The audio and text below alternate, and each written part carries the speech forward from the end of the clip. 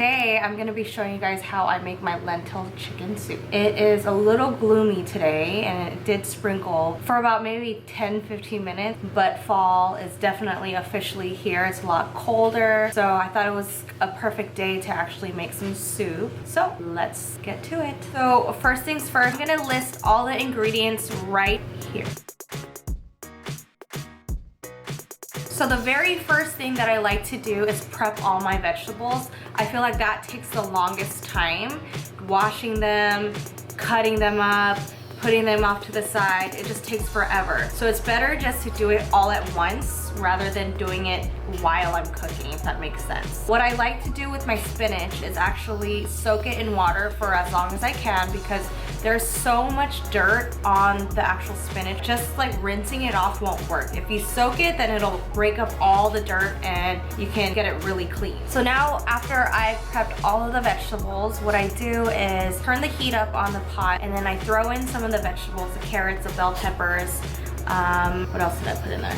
Then I just kind of saute it in the pot and then I put it out to the side. Then I put some more olive oil in there and then I toss in the onions and the garlic and just let that brown a little bit. And then I also put that off to the side. So today I used chicken thighs and I love chicken thighs. I feel like it has a lot of flavor.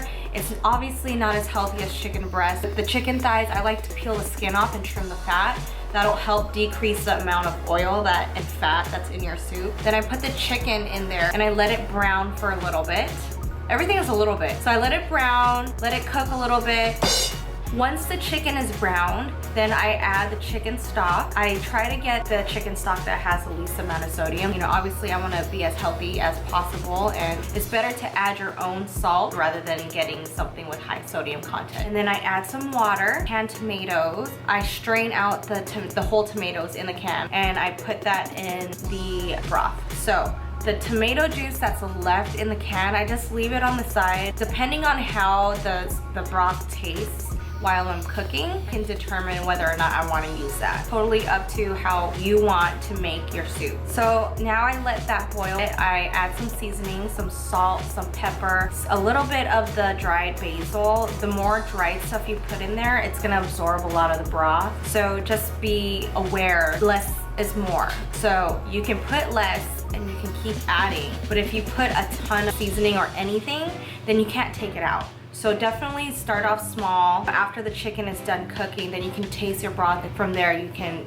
put whatever you want in there. There's a lot of hand motions going on right now. Next step, add your vegetables. Add the carrots, the tomatoes, and the bell peppers back into the broth, and you just wait until it boils again. Just keep checking to see, you know, how soft or how hard your vegetables are to determine how much longer you want to cook it. I like for it to be a little crunchy and then lowering the heat back down, and I'll add all the other ingredients like the greens and the onions and garlic because you don't want it too soft where everything's falling apart. You're gonna notice that the broth is evaporated.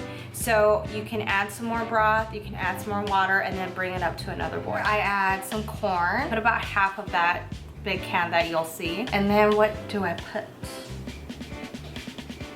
What else did I put in there? Oh, hello, the lentils, the most important ingredient. I pour about, maybe about 3/4 of the bag of lentils in the soup, and then you just let it boil. Once the lentils are done cooking, you'll lower the volume, lower the heat down to very low. And then you can add your onions and your garlic, and then that's when I'll throw in the cilantro and the spinach because it does not take very long for those greens to cook and you don't want to overcook them. Then from there you can just turn it off. I like to take the actual pot off of the hot burner and then put it on a cool burner. It cooks naturally from the hot pot.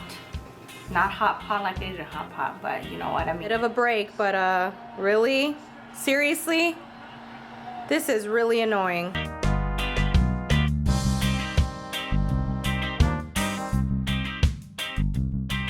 All right, here's the final product. Let's eat. It's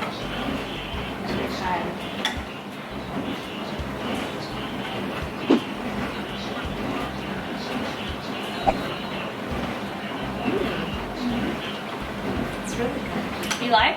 Yeah. Cool. But I need some hot sauce. I need some hot sauce on this. Susan don't like spicy. Don't. I'm just kidding. This was really good. Thank you.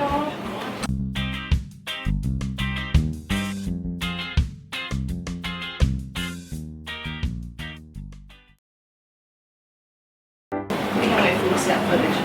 Huh? Hold on. I didn't even record any of that. Hold on, are you a Niners fan? All of the ingredients. So first things first, I'll link.